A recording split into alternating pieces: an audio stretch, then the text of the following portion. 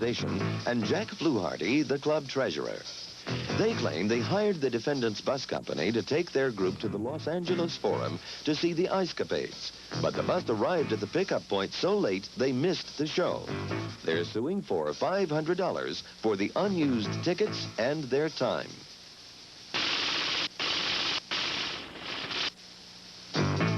This is the defendant, Herb Warren, owner of LCT California Charter Coach Company, Incorporated.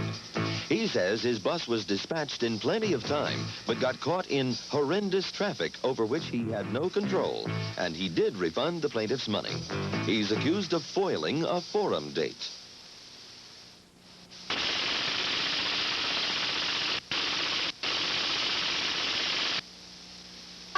What you are about to witness is real. The participants are not actors. They are the actual people who have already either filed suit or been served a summons to appear in a California municipal court. Both parties in the suit have agreed to dismiss their court cases and have their dispute settled here in our forum, the People's Court. Hi, I'm Doug Llewellyn, and welcome to the People's Court. This is the case of a funny thing happened on the way to the forum. Now, according to the plaintiffs, the defendant's bus finally arrived at 7:17 p.m., and there was no way their group could get to the forum for the 7:30 p.m. show. They feel the defendant should have considered the Friday night traffic when he dispatched the bus. The defendant claims he actually dispatched two buses, and one of them arrived at the pickup point in time to get the group to the show just a few minutes late. The plaintiffs opted not to go at all, so he refunded their bus money, but he is not about to cover their ticket costs as well. So the issue in this dispute is the cost of the tickets, and the question is, will the defendant have to pay for them? Let's watch now as Judge Wapner hears the case. I know you've been sworn, I have read your complaint. You hired the defendant to bus your group to the ice capades? Yes. Okay. And what did you pay them for this? $198.22. What time was the ice capades to start? 7:30. And where was it? At the forum. In Inglewood? Yes, sir. And where were they to pick you up? Sun Valley. That's not in Idaho, is it? No, California. Okay. And what time were they to pick you up in Sun Valley? 6:30. 6:30? And what time did they get there? 7:17. What time was you said the performance was at 7:30? Yes. So did you get on the bus? Did you go? No, we did not. Yeah, we only had 13 minutes to make it to the forum, which is from San Fernando Valley to the forum, which is impossible to do. Now, I called the bus company at 6:15, and he said the bus was on the way, and he held me on the line for a half an hour, said he was trying to contact the bus driver by radio. And finally, I told him at 6:45 that this was ridiculous to keep me on hold, to call me when he heard from the bus driver. And the bus driver came at 7:17, which I was on the telephone talking to their answering service. The dispatcher had went home. He seemed like he wasn't concerned. Okay. When the bus driver got there, he told me that at 6 o'clock that the dispatcher had beeped him because his radio was out of commission, and that he told him to come pick us up. And he says he made it as soon as he could, that there was heavy traffic, that he was at the L.A. International Airport when they beeped him. And nobody in their right mind knows that you can't make it, even in a couple hours on Friday night at 6 o'clock, out to the valley. What route do you take from Sun Valley to go to the forum in Inglewood, sir? I'd like to address it. All right. What route would you take from Sun Valley in the valley, San Fernando Valley, to go to the forum in Inglewood? I would have taken the San Diego Freeway. That's all. You'd have taken the San Diego Freeway? Yes. How long do you think it would have taken you on Friday night to get there? I would say a good 30 minutes. How often do you drive that, sir? I'm pretty... You're pretty what? On Friday night? Well, Friday night, going in, the traffic wouldn't be as heavy as coming out. So it would have took me Are at you- least 30. That San Diego Freeway going south is not as heavy as going north? No, the route that I would have taken, no. Well, sir, there's only one San Diego Freeway. Yeah. Well, what do you mean the route you would have taken? But usually the bus drivers, when we take the freeway and the traffic is heavy, we'll jump off on Sepulveda and go down. Well, that's why I asked you. Oh, You yes. think that's faster to go down Sepulveda with all the Yes. traffic lights? Yes, it will be. Sometimes. Yes. Then you think you can make it in a half hour from Sun Valley to the Forum? At that time of night, the time that I arrived at my pickup, yes. You're talking to someone who's lived in Los Angeles all of his life, sir. And I live near the San Diego Freeway, and I've lived there for the last 35 years. Friday night is horrendous going south. I've gone down there sometimes, and I wish I'd never done it. And whether you take Sepulveda or you take the freeway, you'll never make it in a half hour in a million years. We have, Well, first, just tell me, sir, okay, how much did you're suing for $500. What are you suing for? For the tickets that you couldn't use? $370 for the tickets we couldn't use. What about this $198.22? What happened to that? They, 2 days later, after we contacted them, they sent us a check. And on the check, which we have not cashed, they put cancellation of bus trip, which we didn't cancel. But You haven't cashed that check? No, we have it with us tonight. Let me see the check. November.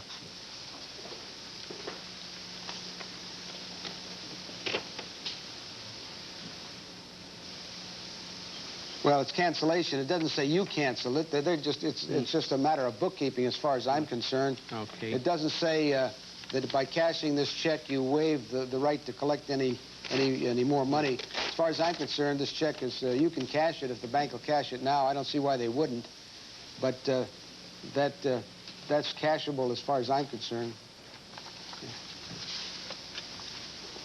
Are all of those tickets yours, this $370, sir? We bought, it was the Area 2 Club, and we bought them and we sold them to the different people.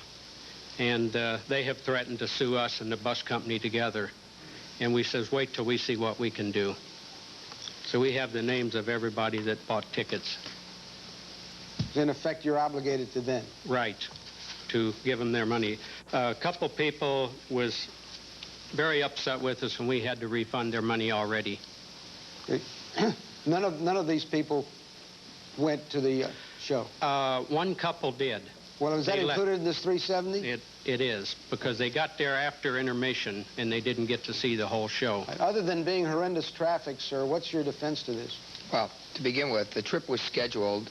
The trip was booked in September 14, Yeah. and payment was received in October 19. The confirmation, which we sent out to them on September 18,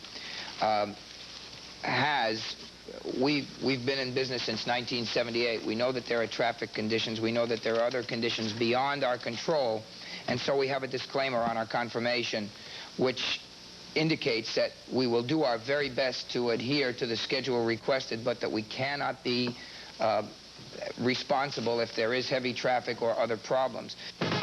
Will the defendant's disclaimer free him from the plaintiff's charges? We'll return in just a moment. The defendant says his disclaimer frees him from all responsibilities. We now return to the case. That confirmation was sent out and received by these gentlemen. It was sent out September 18. Payment was due October 19. Based on the confirmation, they sent us their payment. Well, what time did you knew that they had to be at the Forum at Yes, sir. 7:30. We What time had did you dispatch the bus? 4 days prior to the scheduled No, I trip. want to know what time you dispatched the bus. There was a first bus which was scheduled to go and pick up this group and was scheduled to pick them up at 6:30. That bus ran into traffic problems and an extension of its previous trip, then called us. They called us at 5 o'clock and said that they couldn't make it. My dispatcher, who is here, went through our entire schedule and also contacted other companies to try and cover the trip for us and was unable. So he got in touch with Mr. Carter, who was dropping a group at LAX, and said, we've got to pick up at 6:30, get there as quickly as you can. What time you're Mr. Carter? Yes. What time did you get that call at the LAX? It's about 10 minutes before 5:30. What time did you leave LAX to get out to Sun Valley? 5:30. You left there at 5:30? Yes. So he had an hour to get to Sun Valley. And you got there at 7:17? Right. Mr. Carter has told me and has timed it that he could have made it at that time coming back in from Sun Valley to the Forum in less than 30 minutes. Now, He may tell you that, sir, and I'll tell you right now, I don't believe it. well, I've been on that San Diego freeway too many times in my lifetime, and especially in the last 5 years, because my mother-in-law lives in Laguna Hills, and you go down there on Friday anytime after 2 o'clock in the afternoon, and if you can make it between the Ventura Freeway intersection and the San Diego Freeway down to the Forum in less than an hour, I could do a lot of things for you. sir, we sent 2 buses to that pickup. I paid for both buses. I felt badly about the fact that the group did not utilize them because on arrival, one of these gentlemen dismissed the bus, dismissed Mr. Carter, and told him, well, the people didn't want to wait around for you, so forget about it. We're by our contract, that which is on our confirmation and that which is in our tariff, which I also have with me, we did our very best to fulfill the commitment. We felt badly and we gave them back the cost of the trip. But we were there prepared to take the group to the Forum. They just didn't want to wait around. Could you have gotten them there at 7:30? That's the question. No, but we could have gotten them there by 8 o'clock, and it's a 3.5-hour show. Is it a 3.5-hour show, sir? That I don't know. Our information doesn't tell us how long the show is. Well, I've taken my kids to the Ice Capades. It's a 3.5-hour show. Okay. And I have our dispatch records. I have our tariff. I have our records from the driver log showing when he was given the trip and how quickly he was able to get there and what the mileage is. And I have another copy of our confirmation form, which is sent out to anyone requesting a trip. What's the mileage from Sun Valley to the Forum, Mr. Carter? I calculated it to be about 29. 29? That's approximately, yes. So even if you went 60 miles an hour, sir, 29 miles all the way, still take you a half hour, wouldn't it? Well, with traffic and stuff, yes. Pardon me? With the traffic. What do you mean with the traffic? Could you go 60 miles an hour on Friday night, sir, all the way from Sun Valley to the Forum in Inglewood? Well, 60 miles per hour, we don't usually drive that fast anyway. No. Could you no. if you wanted to, sir? No. Okay. What's the best average speed you can make that entire route, sir?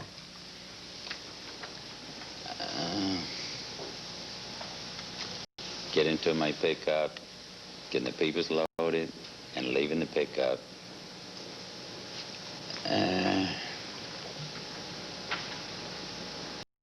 You could do at least 45 to 50. I'll take a short recess. Come back, give you my decision. 45, 50. How would you decide this case? Would you find for the plaintiff or for the defendant? We'll be back for Judge Wapner's decision in just a moment.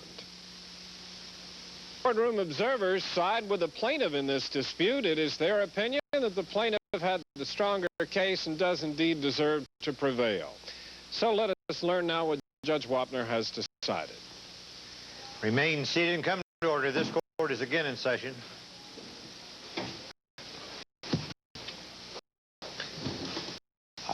I made certain comments during the course of trying this case about the fact that I was born here, raised here, lived here all my life, and I probably lived within a few miles of the San Diego freeway, and my experiences in driving the area.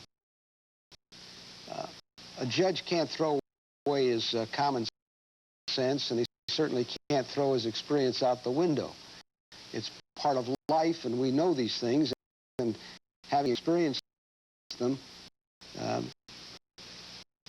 especially as many times as I have experienced them, as I say, I just can't throw that away and try and forget about it and just listen to testimony and accept it as gospel when I know very well that it just isn't true.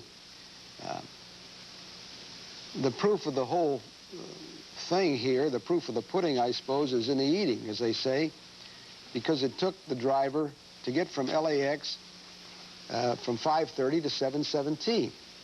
And going back, it's no better. The traffic is heavy going the way he says he went. No question about it. But it's not any easier going the other way because you've got all that weekend traffic going down, it says San Diego Freeway, but they're not all going to San Diego. They're going to Newport Beach, they're going to Laguna Beach, and they're going to Long Beach, and all those places down there. They're going to the airport. The airport is farther south than the Forum, but the Forum is east of the San Diego Freeway. So the distances are similar.